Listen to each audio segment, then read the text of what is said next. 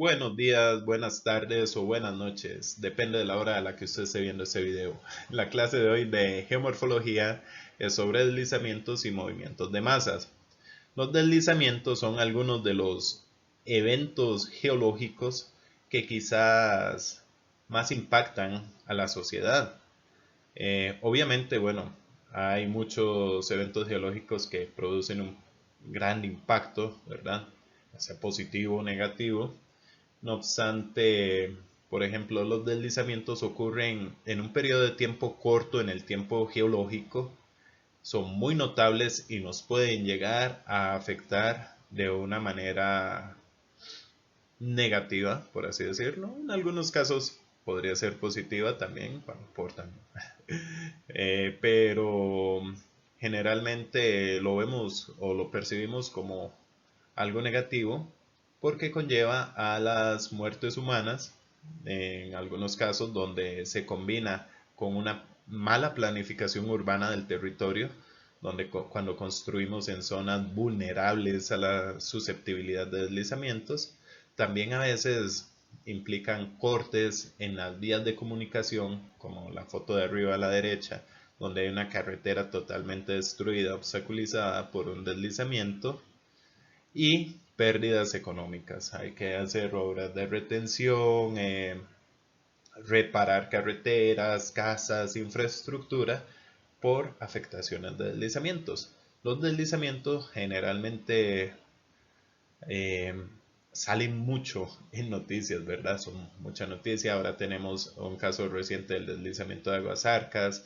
que es una gran masa de material deslizado eh, que cayó en el cauce del río Aguasarcas y produjo algunas cabezas de agua, afectaciones económicas e infraestructura relativamente recientemente en Costa Rica.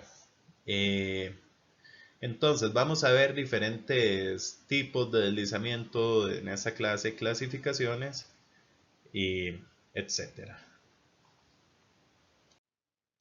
Como material complementario vamos a tener el libro de geomorfología y vamos a leer el capítulo 7. Tienen que leer el capítulo 7 que se llama Laderas y movimientos de masas del libro de geomorfología. También les vamos a dejar en la clase de mediación virtual el manual de deslizamientos del Servicio Geológico de Estados Unidos. Y como referencia para la clasificación de deslizamientos vamos a dejar este artículo también en la plataforma de mediación virtual, que es un artículo de revisión sobre la actualizado, relativamente bastante actualizado, del año 2013, de la clasificación de deslizamientos y sus tipos. Entonces, esos artículos de revisión lo que hace es una revisión exhaustiva de un tema de literatura y presentan una actualización de, y una buena guía de clasificación. Entonces, este es el material de apoyo con el que contamos. Una buena estudiada al libro de geomorfología. No obstante, una revisada de ese artículo en detalle también lo leen bastante y ese utilícenlo también como guía de referencia, pero el artículo va a ser como la clasificación más oficial porque es el más actualizado que tenemos de momento. A lo largo de la presentación vamos a ver generalidad de los deslizamientos, vamos a realizar estudio de deslizamientos, no estudios, sino qué estudiamos generalmente en ese tipo, en los diferentes tipos de deslizamiento, la clasificación o tipos de deslizamiento, ok, este es un deslizamiento de caída de rocas, este es más de detritos, etcétera.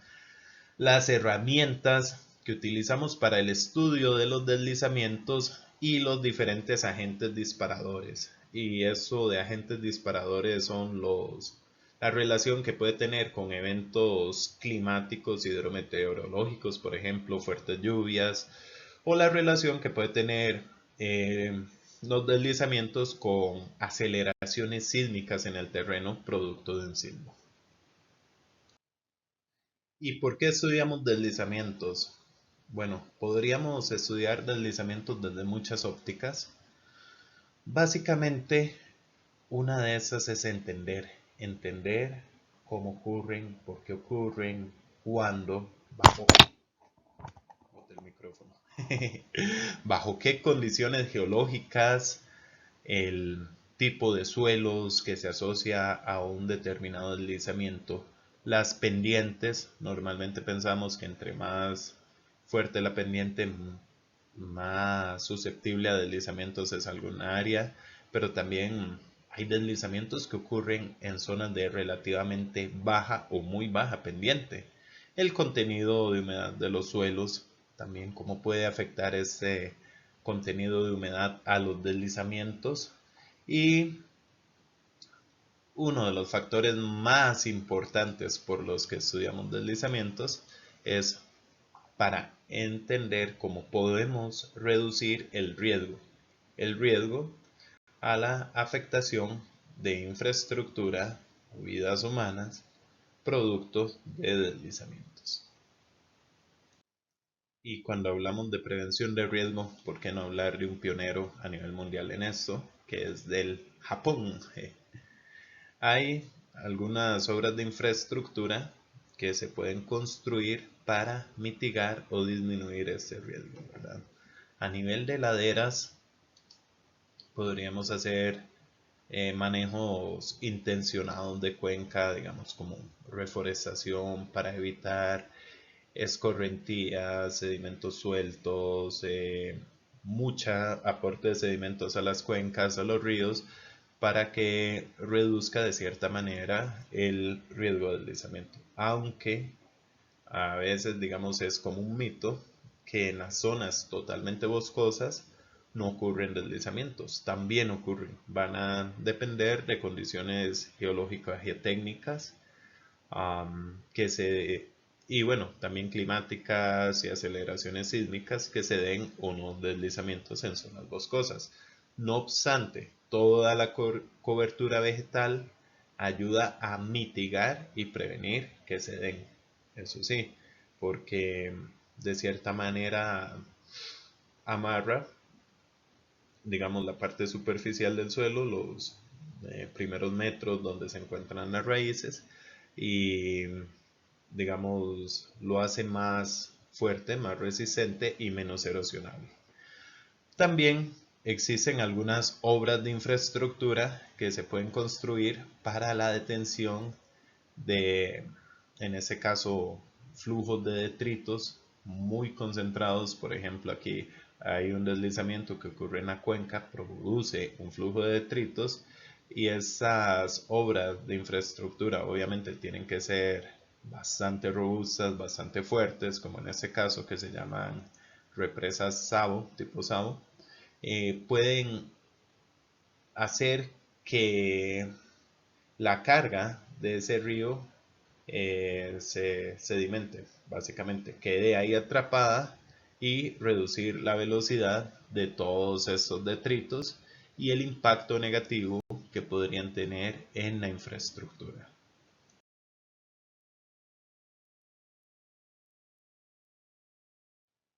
¿Cómo y dónde va a ocurrir un deslizamiento? Es algo que es un poco complejo de contestar realmente.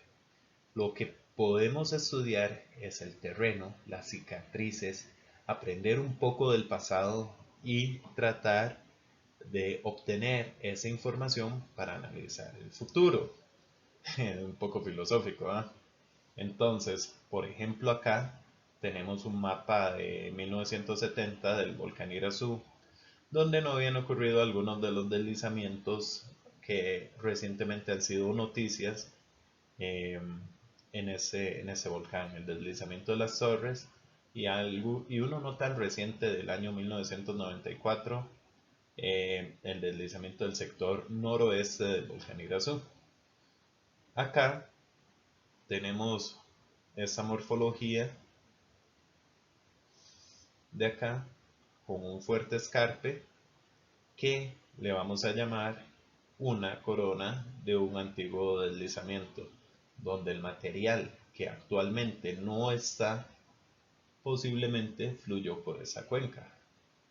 En algunos otros sectores también podemos reconocer geomorfologías de deslizamientos Acá, por ejemplo, donde las curvas de nivel están muy pegadas, es muy factible que tengamos un escarpe que podría ser de índole tectónica, en algunos de los casos, asociados a algunos deslizamientos menores. Toda esta zona de acá, este sector del volcán, el noroeste, también tiene o presenta cicatrices de antiguos deslizamientos.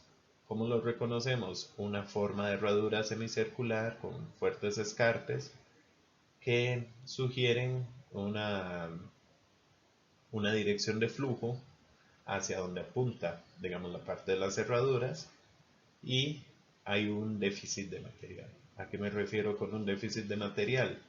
Me refiero a que si hacemos un perfil de aquí a acá, hay como un volumen que nos está haciendo falta, y ese volumen es la masa deslizada. ¿Sí? ¿Cuántos deslizamientos vemos en este sector del mismo volcán? Algunos de los deslizamientos no estaban en el mapa cartográfico del Instituto Geográfico Nacional. No obstante, este escarpe de acá posiblemente es un deslizamiento más antiguo que sí se veía representado. Acá tenemos, voy a hacer en morado, un deslizamiento, el de 1994, en el que se deslizó o se movilizó una gran parte de material hacia el cauce del río Sucio. Bueno, en este caso todos los deslizamientos están en la cabecera de la cuenca del río Sucio.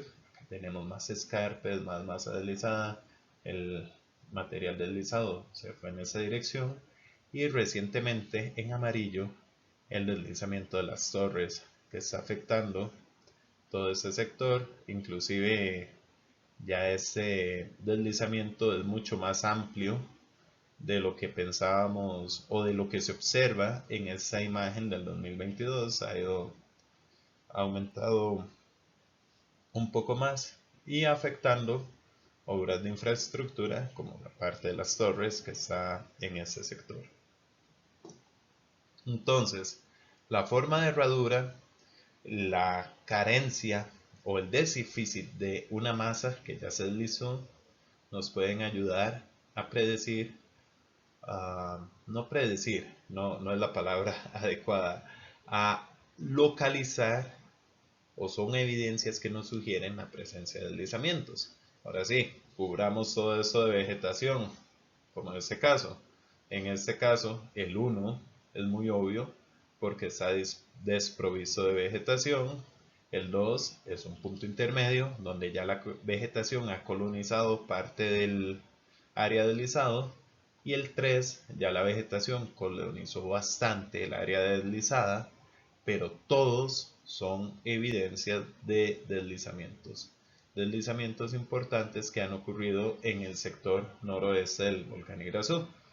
Cráter Diego de la Haya y cráter principal. Para los que no se ubican muy bien, este es el sector de visitación del parque.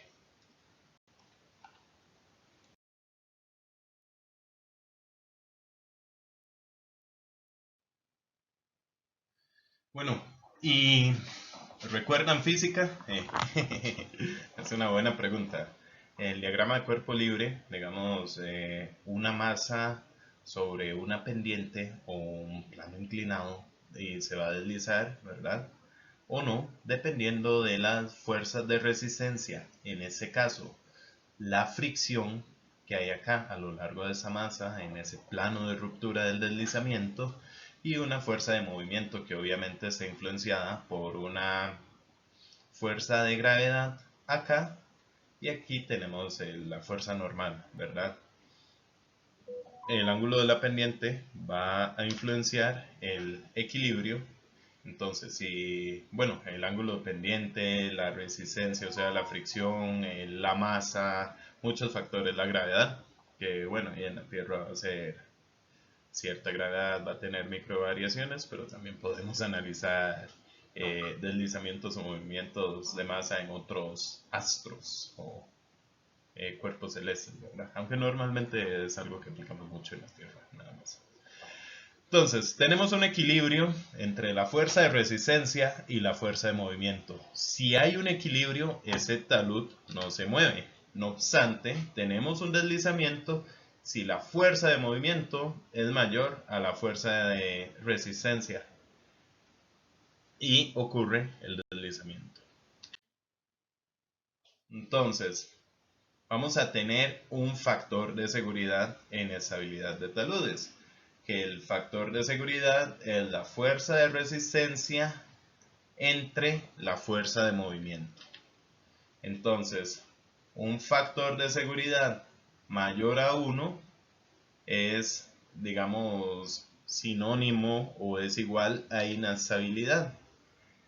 Entonces, hay factores de seguridad, ¿verdad? Si es mayor a 1.5, hablamos de que la masa, por deslizarle, por así decirlo, o el talud es seguro y estable. No obstante, cuando ese factor es menor a 1.25, es inseguro y potencialmente deslizable. Y estos factores de seguridad para diseño de taludes vienen del Código Geotécnico de Taludes y Laderas de Costa Rica. No obstante, bueno, obviamente cada caso es un caso de estudio particular. Esto es como una referencia. Y ustedes van a llevar cursos más especializados en geotecnia y mecánica de rocas, donde van a profundizar en estudios de estabilidad de taludes. Bueno, y hay un análisis matemático que ustedes están bastante familiarizados, esperaría yo, que porque viene más cercano de los cursos de cálculo y física, sobre una masa en un plano inclinado. Básicamente tenemos que la estabilidad, eh, hay una variación de la estabilidad en función del ángulo. Entonces, si este ángulo de acá, ¿verdad? Estamos hablando, bueno, en el diagrama de fuerzas, me devuelvo un poco, hay una fuerza de resistencia y una fuerza, en este caso, que propicia el movimiento. Entonces, bajo condiciones similares, tenemos la masa acá y acá, lo que estamos variando es el ángulo. Entonces, en condiciones similares de masa, fricción, etc., aquí podemos hacer el despeje para cada uno de los casos, para un ángulo de 20 grados y para un ángulo de 60 grados, y vemos que el factor de seguridad, en este caso, en esta ladera, por así decirlo, es de 2,75, o sea, es bastante estable. Habíamos hablado que un factor de seguridad mayor a 1.25 en taludes, podríamos hablar que es estable. No obstante, en una ladera de 60 grados, bajo las mismas condiciones, ese factor de seguridad va a ser 0,58, o sea, es inestable, está a punto de caerse en ese caso. Entonces, obviamente no vamos a profundizar en el curso, en los cálculos matemáticos, eso ya es un área más de la parte de geotecnia, pero sí conceptualmente tenemos que entender cómo funciona la estabilidad de una masa en función de la pendiente. Y aquí tenemos algo bastante interesante que es, digamos, la estabilidad o el ángulo de reposo de diferentes materiales. Bueno, acá mi video tapa un poco la grava, no importa, pueden ver la otra mitad, es una grava, tiene un ángulo de 45, la arena gruesa de 40 y la arena fina de 35. Entre más fina el material, vemos que el menos rugoso y más bajo ese ángulo de reposo del material. No obstante, también algo importante a tomar en cuenta es que ese ángulo va a variar con el contenido de agua. Y vamos a detallar un poco de eso más adelante en la presentación, la influencia del contenido de agua en la presión de poros del material. Entonces, aquí esa imagen me gusta nada más porque es, digamos, en una mina, las moliendas, diferentes granulometrías para diferentes aplicaciones, mineras, para venta de material de construcción, etcétera. Pero cada uno, en este caso, va a tener un ángulo de estabilidad diferente y va a estar tal vez en función del material y de la granulometría de esa molienda. Ah, ya lo había dibujado. Cuando yo iba, yo ya venía.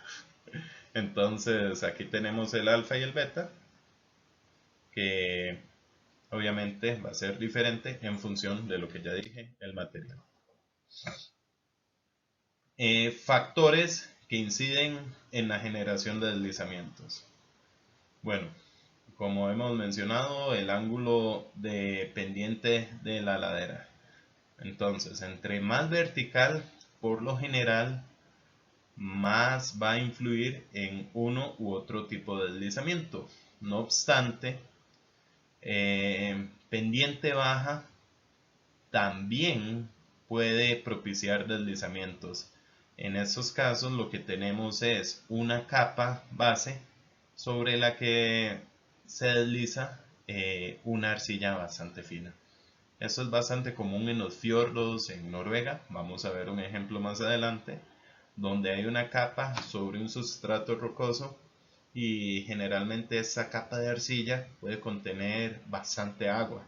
La arcilla, como ustedes saben, o bueno, tal vez todavía no lo sepan, pero en geotecnia tiene mucha capacidad de absorber agua en su estructura molecular. Bueno, en mineralogía lo debieron haber repasado en algún momento. Y en algunos casos puede duplicar su volumen, inclusive, o no sé si duplicar exactamente, pero variar significativamente su volumen. Entonces, esa material fino con agua en pendientes muy bajas puede ser susceptible de deslizamiento.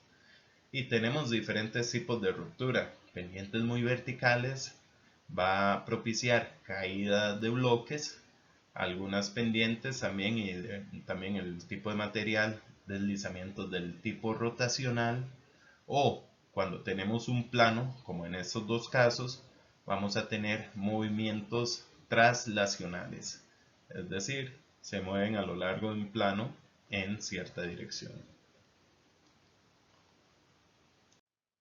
Otro de los factores que inciden en la generación de deslizamientos es el sustrato.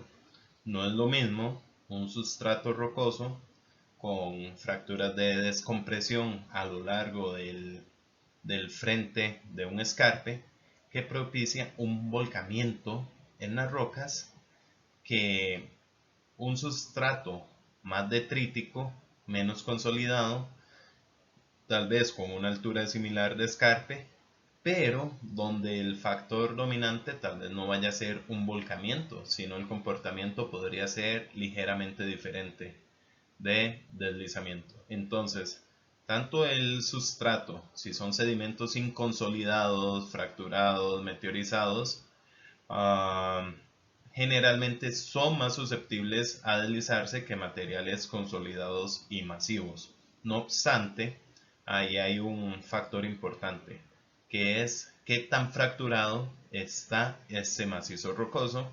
Igual, eso es un tema que se detalla en mecánica de rocas, pero existen cálculos para analizar estabilidad de macizos rocosos en función del grado de fracturamiento. Para eso generalmente se hace una clasificación de fracturas, se analiza la orientación, en qué dirección están, en dirección del talud, no lo están, cómo es esa fisura, si, no es lo mismo una fisura o una fractura muy lisa a una fractura muy rugosa. Para eso voy a hacer un leve dibujo acá. Digamos, si las fracturas son así, ligeramente onduladas o bastante rugosas, esta presenta mayor resistencia al movimiento, es decir, es más estable. Otro factor que incide en los macizos rocosos es la presencia o no de agua, si estas fracturas están rellenas o no con agua o hay un nivel freático y rellenos arcillosos o rellenos finos, va a variar diferencialmente y va a, en este caso, a crear condiciones particulares de estabilidad.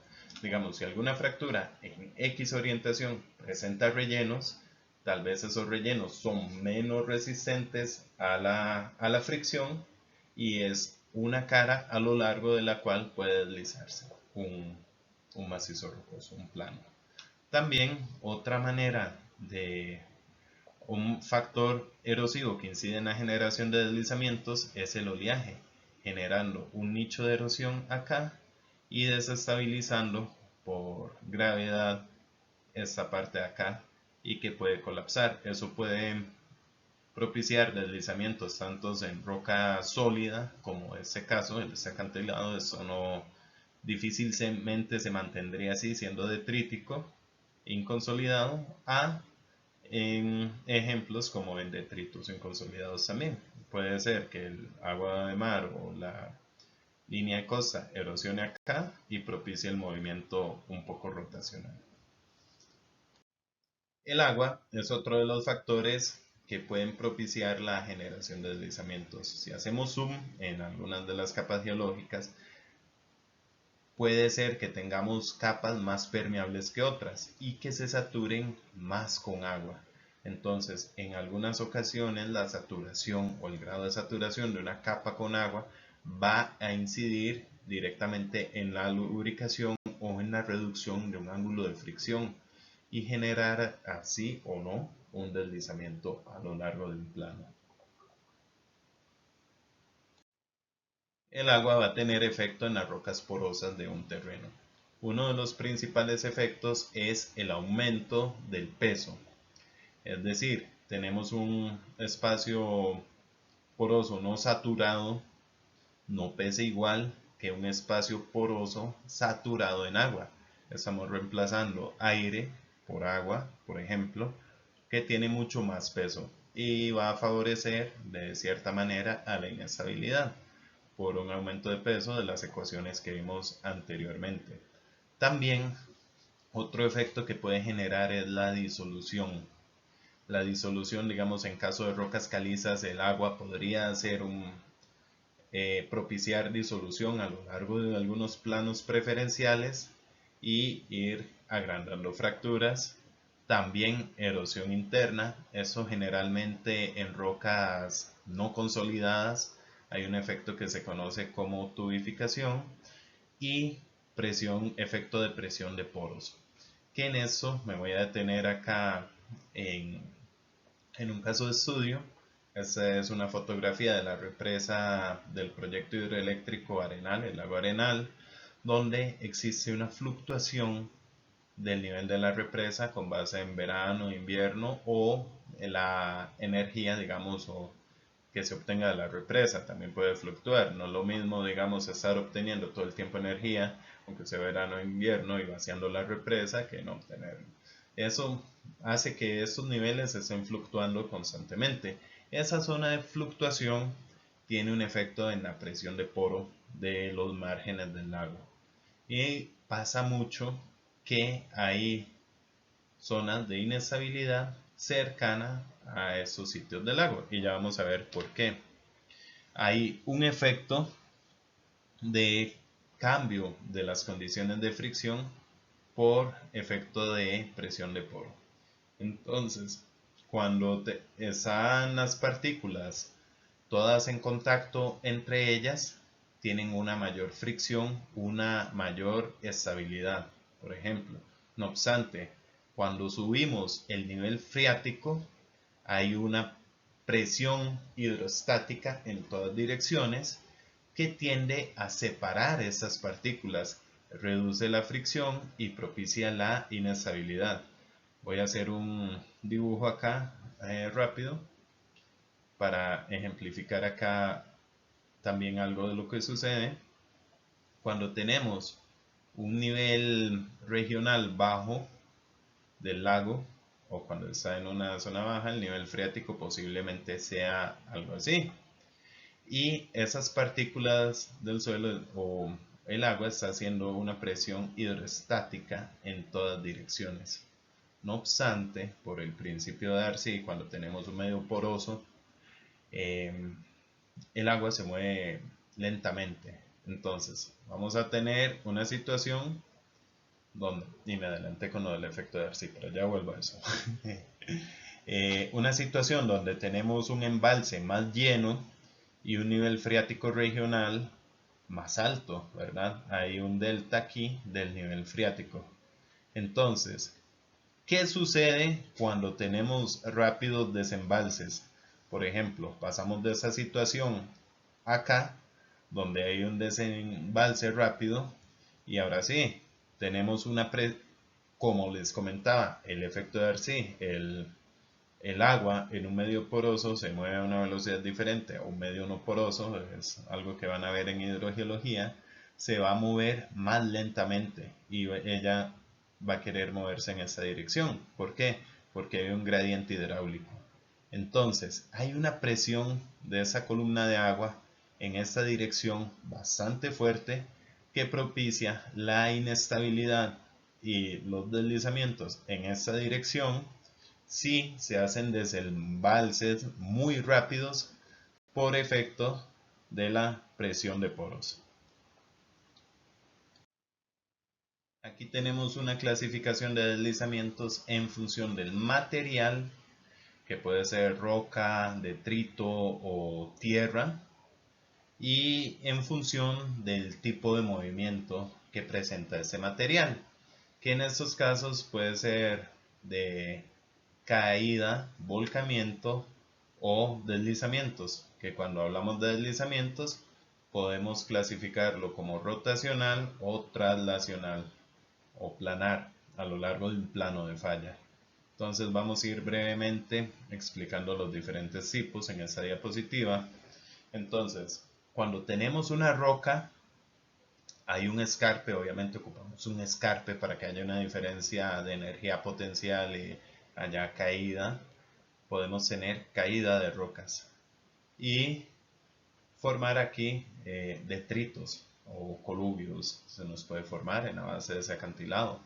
Si eso es roca o si son detritos, vamos a hablar de que también, bueno, podemos tener caída y aquí se nos empieza a conformar un cono de detritos en la base del escarpe. O si fuera tierra, también tenemos la caída de tierra y también tenemos la formación de conos de detritos, donde hay algunas capas de roca, bueno, en este caso dije roca porque en este bloque de diagrama tenemos un basamento rocoso donde se muestra y hay caída nada más de tierra, acá. Entonces, pero también el movimiento puede ser de volcamiento.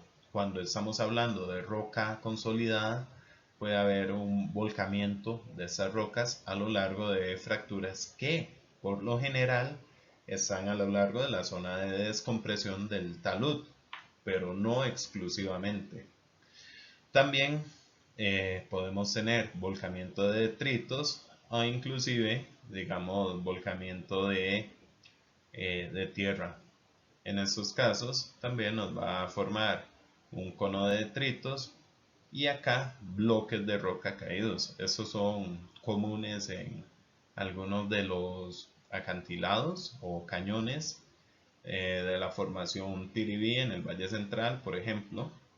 Pero cuando ya tenemos, bueno, igual roca, pero movimiento de deslizamiento, ya sea rotacional o traslacional, podemos tener una morfología ligeramente diferente, donde tenemos aquí la parte de la corona, donde se desprende el deslizamiento, ¿verdad? Una superficie de falla por donde falló la roca y una masa que se mueve en esa dirección.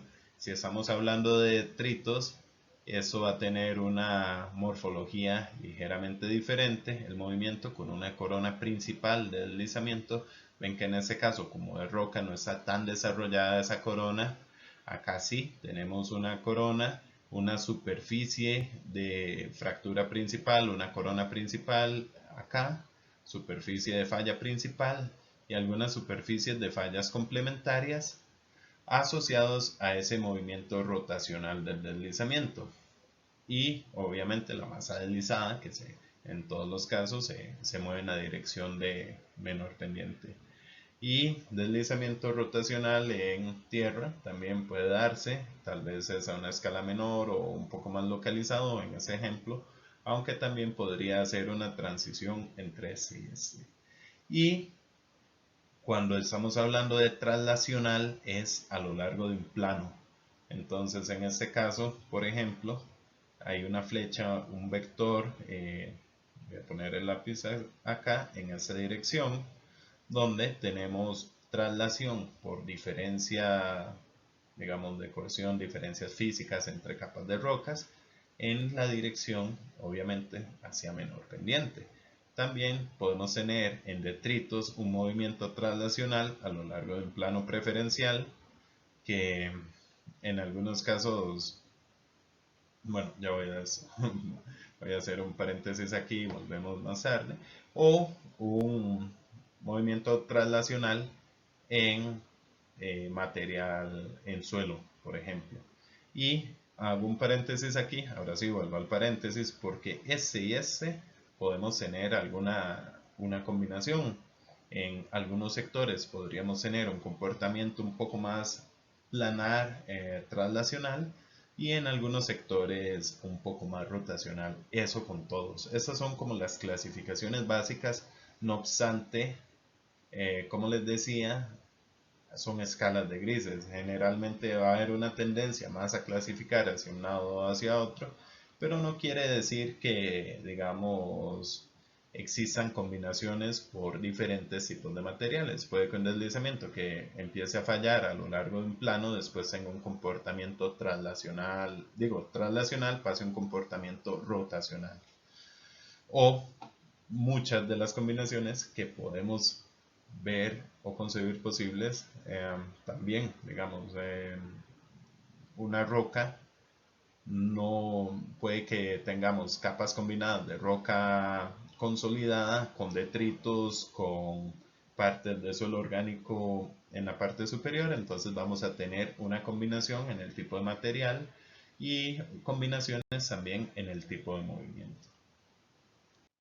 Bueno, y continuando con la clasificación de deslizamientos, tenemos los deslizamientos que les vamos a llamar en español extendidos, que son los que ocurren en capas, en zonas muy planas. Ya puede ser tanto de, generalmente ocurren, digamos, en capas, sobre capas arcillosas y en detritos o en tierra. Y vamos a ver más adelante un ejemplo de estos. También tenemos los flujos, que ya puede ser un flujo de solifluxión, digamos, en este caso, que generalmente ocurre en zonas periglaciares, un flujo de detritos. Estos son bastante comunes y se estudian mucho, bueno, bastante común en ambientes volcánicos, ocurren flujos de detritos. Se estudian bastante o se detallan en la parte de vulcanología, o un flujo de lodo también cuando tenemos tierra o material más fino. Y como les había adelantado en la diapositiva anterior, tenemos combinaciones que a veces lo que hablamos es de deslizamientos complejos, cuando tenemos diferentes tipos de rocas o diferentes tipos de superficies de falla. Y aquí tenemos un ejemplo de un deslizamiento en Noruega. Ocurrió en los fiordos, donde tenemos una capa de roca eh, que genera un contraste muy consolidada y una capa de arcilla asociada a depósitos glaciares que se mueve a lo largo de ese contacto. Si ven, vamos a ver el video de nuevo, es muy impresionante. Son zonas de relativamente baja pendiente donde hay una zona de contacto y a lo largo de la cual se propicia ese movimiento y ese deslizamiento. Bueno, entonces la caída de rocas es muy común. No sé si han pasado Ruta 27, han visto algunos ejemplos de caída de rocas en Surquí. Hay medidas geotécnicas para mitigar esa caída de rocas. Generalmente tenemos un talud rocoso. eh, por lo general también fracturas de descompresión en la dirección del talud, aunque también podríamos tener fracturas, digamos, en múltiples direcciones que condicionen el tamaño de bloques y la estabilidad que podrían tener estos a la hora de fallar. Es uno de los deslizamientos más comunes en, sí, algunas de las clasificaciones más comunes y mmm, lleva todo la investigación de esa habilidad de ese tipo de taludes. Es un área que van a ver tal vez en curso de licenciatura en mecánica de rocas. Otro deslizamiento, el rotacional, es de los más comunes. Acá tenemos, digamos, un ejemplo de el escarpe del deslizamiento. Acá, o en el bloque diagrama, acá como se ve, imagínense esto como se vería en curvas de nivel, ¿verdad? Una zona muy escarpada, que uno le llama la corona del deslizamiento principal. Podemos hablar de coronas secundarias acá, dirección de movimiento y el depósito de ese deslizamiento hasta donde puede llegar, que en la imagen se ve acá. Y hay un efecto rotacional donde, voy a marcar con otro color, tenemos una parte que baja y otra parte que sube. Y aquí tenemos la anatomía de un deslizamiento rotacional, por así decirlo. Hablamos de una corona donde tenemos un escarpe o corona principal, tenemos la zona de despegue acá, la zona de acumulación, ¿verdad? Pérdida de material en la primera, en la segunda donde se acumula. Vamos a tener grietas radiales asociadas. Tenemos la cabecera del deslizamiento, escarpes secundarios, todo ese material desplazado en esa dirección, la superficie de ruptura, que la voy a marcar con otro color, estamos hablando de, ay, escogí el mismo, eh, esta, la superficie de ruptura del deslizamiento, que tiene una forma rotacional, que obviamente aquí está bajando, y después del borde inferior de la superficie de ruptura empieza a subir, digamos, el material, como que hace una rotación en ese sentido, de ahí el nombre del deslizamiento. Y les voy a comentar de un deslizamiento que en una ocasión tuve la oportunidad de analizar, que es el deslizamiento de piedras de fuego en Turrialba. Aquí está la mina de Holcim de donde extraen caliza o extraían, no sé si actualmente existe.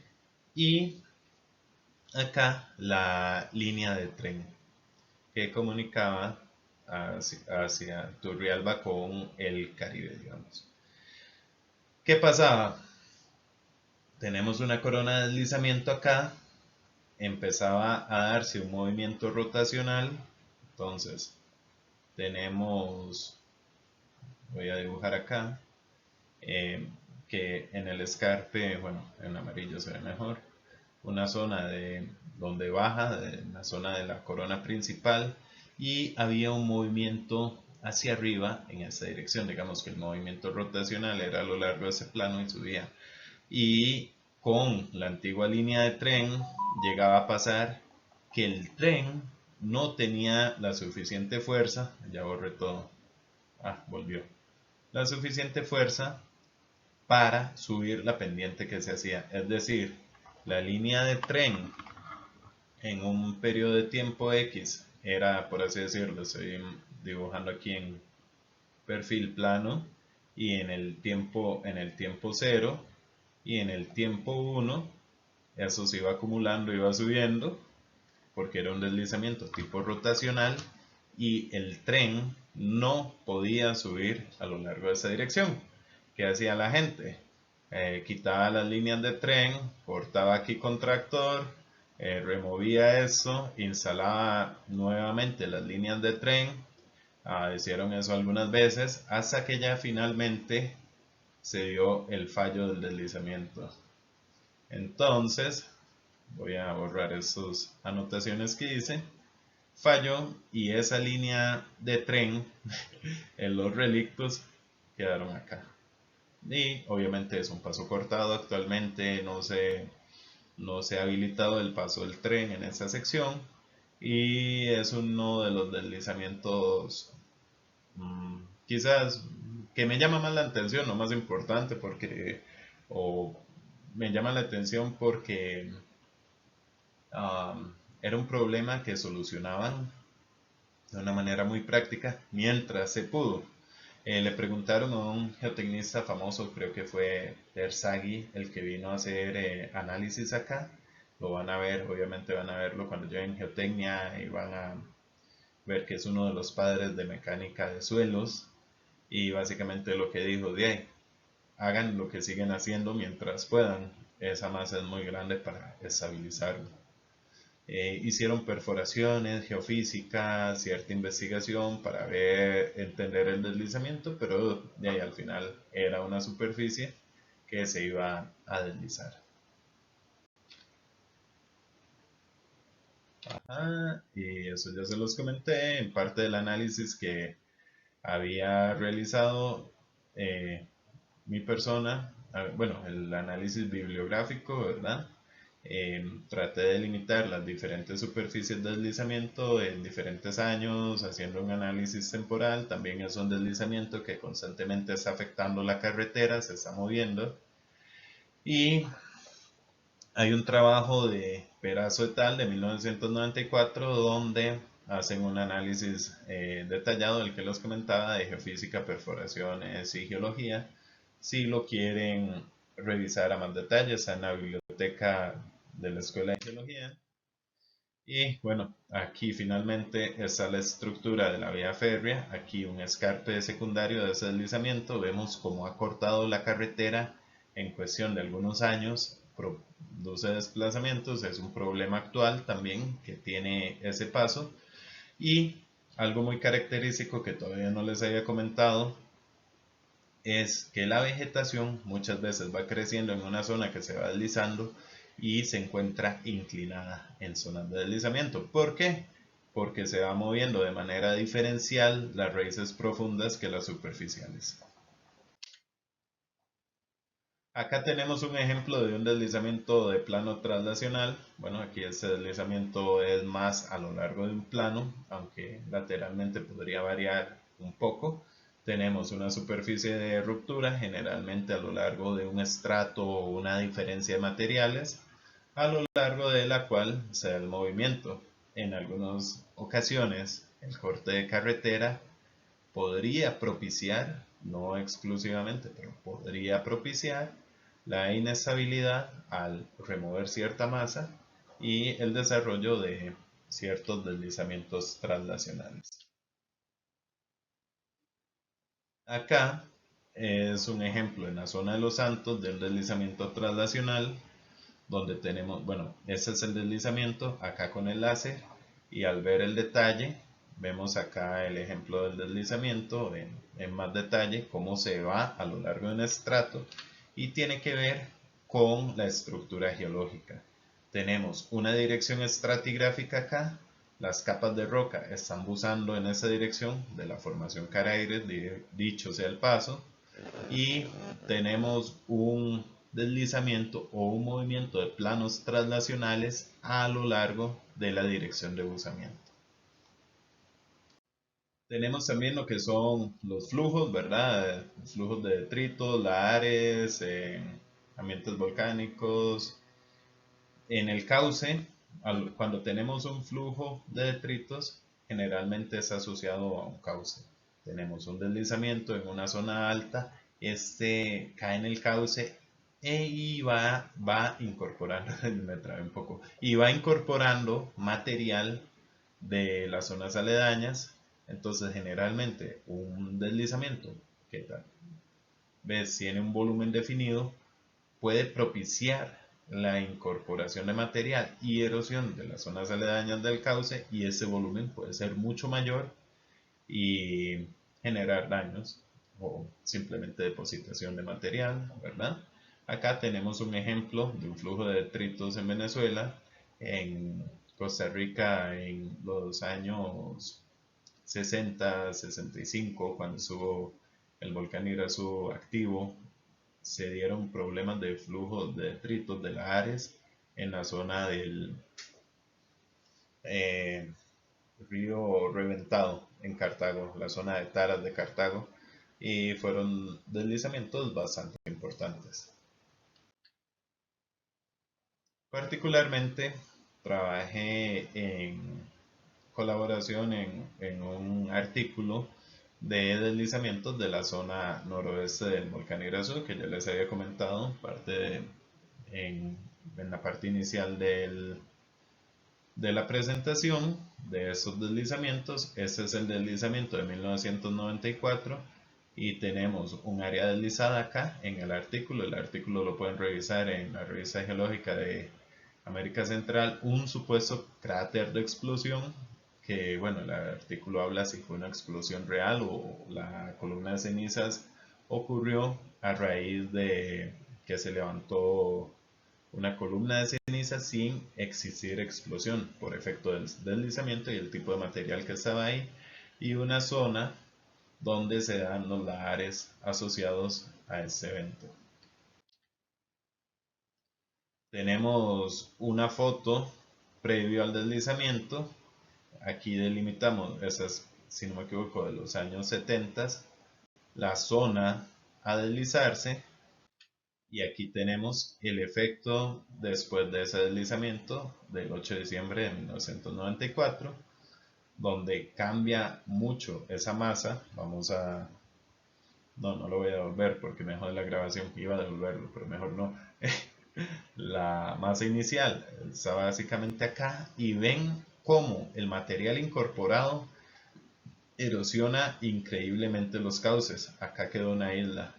Si hubieran estado en ese sector, tal vez se salvan porque es un alto topográfico, pero la masa deslizada se incorpora en el cauce y genera un efecto erosivo que incrementa el volumen también y va incorporando material de la masa deslizada original.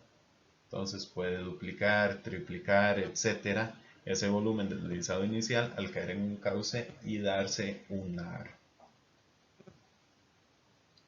Y acá tenemos un ejemplo de la interpretación detallada. En el artículo pueden ver la parte que estoy tapando aquí en en la presentación, ¿verdad? Pero tenemos el cráter principal del volcán Irazú. Ojo que el norte está inclinado, está un poco hacia el noroeste.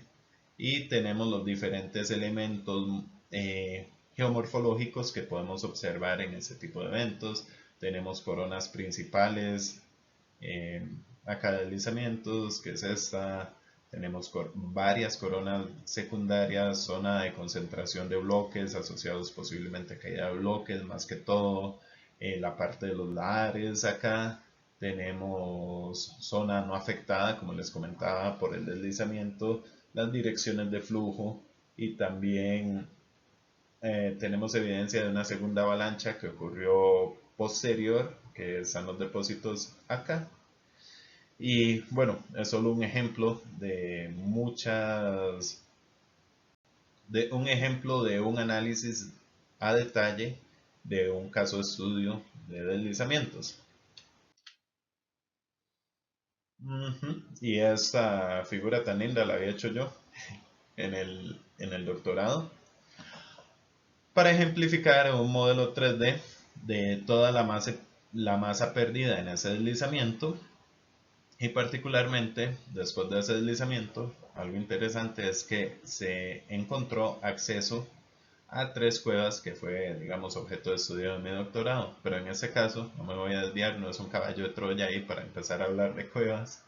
En este caso, lo que quiero resaltar es esta diferencia de elevación de casi 200 o 300 metros de esa masa deslizada, que, que nos permite ver las capas de roca que están ahí a profundidad que dicho sea el paso, están muy alteradas hidrotermalmente. En la gestión del riesgo podemos utilizar diferentes herramientas para evaluar deslizamientos, los cuales los podemos hacer también a través de sensores remotos y monitoreo en campo, ¿verdad?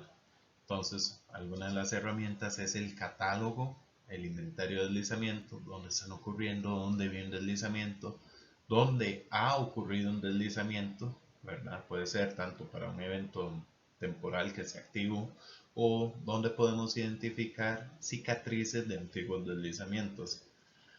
También con información de, ya vamos a ver un ejemplo más adelante, pero con diferentes capas de información podemos hacer mapas de susceptibilidad de deslizamientos y también generar mapas de riesgo de deslizamientos, que no son lo mismo y ya vamos a detallar un poco más sobre este tema. Los inventarios de deslizamientos se asocian a áreas donde se identifican deslizamientos que han ocurrido, son recurrentes o sugieren que pueden ocurrir en el terreno en un determinado sitio. Existen inventarios simples o complejos, ¿verdad? A veces en función de la escala también el detalle que se le quiera dar, la información, la información cartográfica con la que contemos, y se pueden correlacionar con otro tipo de mapas. Mapas geológicos, geomorfológicos, humedad del suelo, espesor de suelos, por ejemplo. Muchas ocasiones, cuando empezamos a correlacionar presencia de deslizamientos con otras capas de información geológica, podemos llegar a conclusiones. Una muy común, que las zonas que presentan mayor afectación de deslizamientos se encuentran asociados a una zona de falla que presenta tal vez una debilidad cortical mayor y un perfil de meteorización más hondo en esa zona, por ejemplo. Esos inventarios los podemos correlacionar con muchas capas de información al trabajar en sistemas de información geográfica.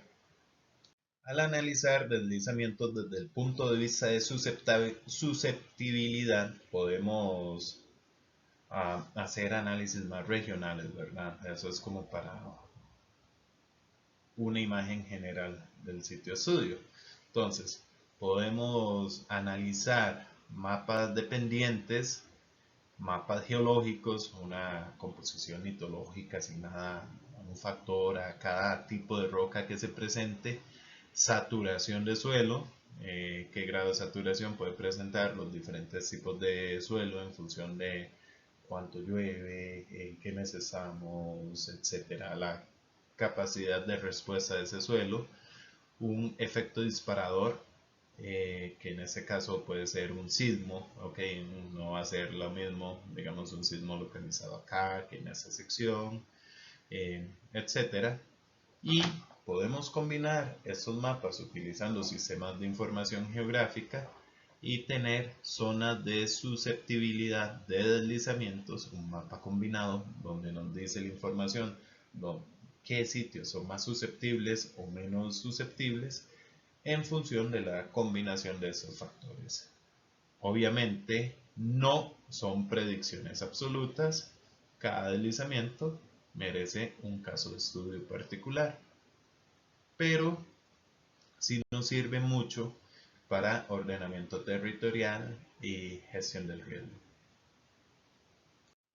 Y también la parte de mapas de riesgo de deslizamiento, lo que hacemos es un mapa catalogado en función de un riesgo alto, moderado o bajo, ¿verdad? O sus clasificaciones en función de lo que definamos, donde contemplamos deslizamientos pasados, presentes y probabilidad de futuros deslizamientos. Muchas veces esto nos sirve para comparar con zonas, el riesgo también está en función de infraestructura en algunos casos, entonces para comparar con cuáles infraestructuras, poblaciones presentan mayor o menor riesgo.